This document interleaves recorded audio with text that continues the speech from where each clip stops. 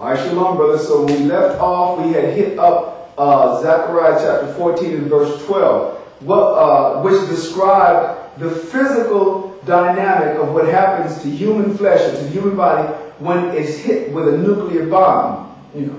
So what we were reading, all of this stemmed from us showing you Isaiah chapter 34 about and trying to give you the understanding of what's taking place with this use of the term heaven or heavens. It said said nations, and it's and the army of each nation. Then it came back and referred to those very same nations as heavens, and it referred to the armies of those heavens as hosts.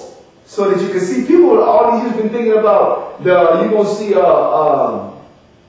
the stars dissolving, the host of heaven, and the heavens shall be dissolved. The heavens ain't going nowhere. The scriptures tell you, man, the earth and heaven and earth abide forever. All right, one generation passes and the earth abides. The earth is going to be here. The Most High is going to remove the wicked and the evil person from all of it. So we're going to go back now and pick up from Isaiah chapter 34, and we're going to pick up where we left off at verse 4, and we're going to read it on through this time. Okay? But like I said, we couldn't impress upon you more the need for you to see then in those opening verses of this chapter that it refers to who it was addressing as nations, and these nations and their peoples.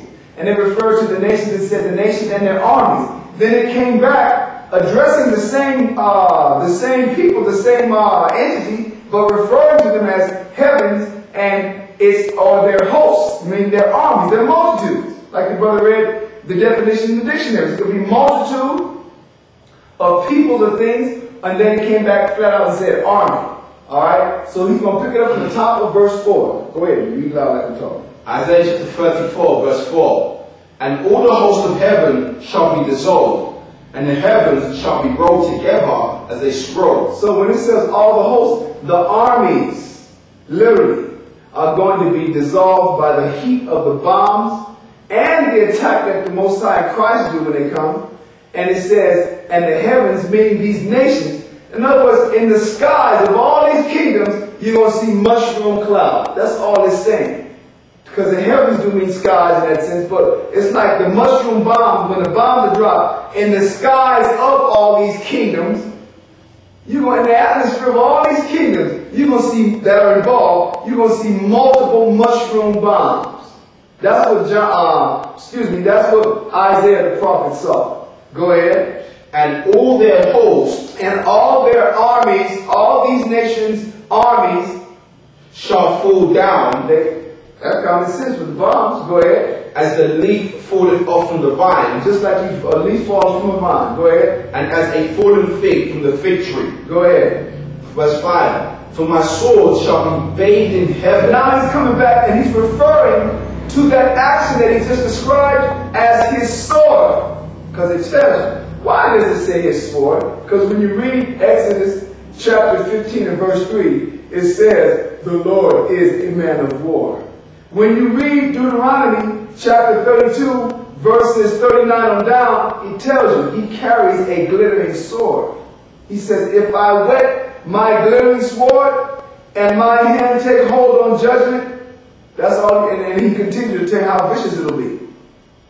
So he's telling you right here, and their armies shall fall down, and what else will happen? For my sword shall be bathed in heaven. Now listen, he said his sword is going to be bathed in this kingdom, in heaven. Now he's going to tell you, there's a specific kingdom that this judgment is going to fall down on. Go ahead. Behold, it shall come down upon Idumea. It shall come down upon Idumea. Go ahead. And upon the people of my curse. When it says Idumea, I'm going to show you what Idumea is. When you read it, once again, I guess I have to show the column of the book.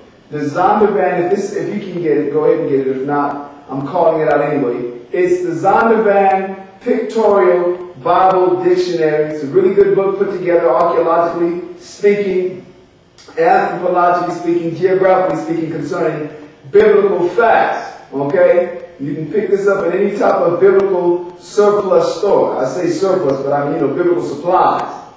Maps, Bibles and things like that. So we're going to go to the word Idumea. Going to the word Idumea, we find out it says it is Greek pertaining to Edom in King James Version of Old Testament. Idumea. It says it's the name used by the Greeks and Romans for the country of Edom. Now, the beautiful thing about it is when he says, behold, my sword shall be bathed in heaven. It shall come down upon Idumea. We've already gone over Edom. You know that Edom is the biblical name for the people on the earth known loosely referred to as the white race. The so-called white man, his biblical name is Edom. The word Edom, it means red. Okay? And his name was Esau, which meant wasted away. So when it says it shall come down upon Edom, or Idumea, excuse me, it's saying that's the kingdom who the Most High is going to assault. When it says the people of my curse, he's talking about that mark that he placed on them. They're the only people in the world who the Lord took pigment, or I should say didn't give pigment to. And so the condition that they have, according to the scriptures, is referred to as leprosy. And it is the absence of pigment in the skin. So their translucent skin, the blood shows through it and gives them that pinkish reddish color. And the Bible refers to that condition as leprosy.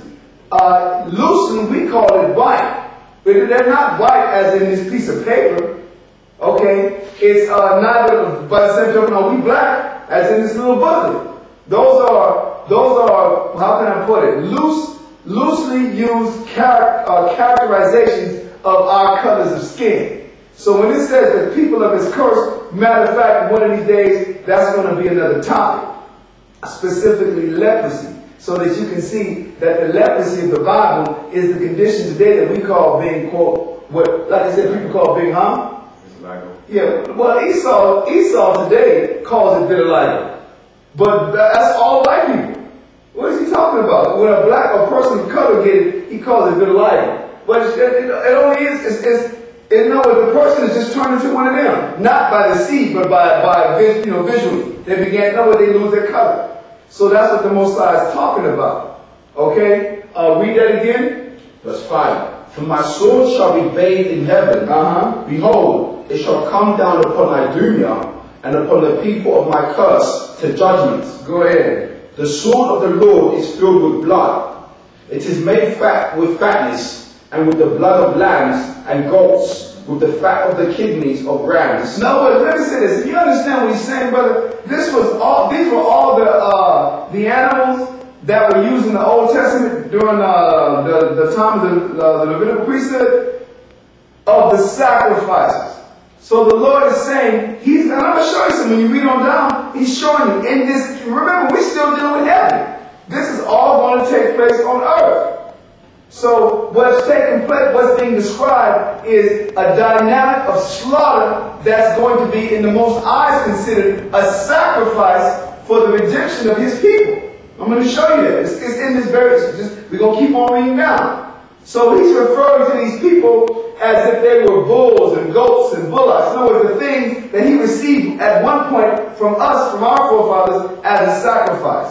Go ahead. For the Lord hath a sacrifice in Bozrah, and a great slaughter in the land of Idumea. Now I'm going to show you what Bozrah was in the ancient days of Edom. Bozrah was the capital of the city, or the kingdom of Idumea. It was the chief city of the kingdom of Idumea. So that is symbolic. When it says the Most High, the Lord had a sacrifice in Bozrah and a great slaughter in the land of Idumea, it's literally saying, out of all the kingdoms that Esau has, the Most High is coming down and have that slaughter, the chief in his chief kingdom, which literally today is going to be, it's America. Everybody knows that. Everybody knows that's the big, like I said, it's the beauty of a nation. To this very day, everyone wants to still, for some odd reason, get to America. You understand? So when it says the Most High have a sacrifice in Bozrah, you do some research, you'll find out that Bozrah was the chief city or the capital of the land of Edom, or as the Greeks and Romans refer to it as Idumea. So that's symbolic today when the Most High come and have this great slaughter.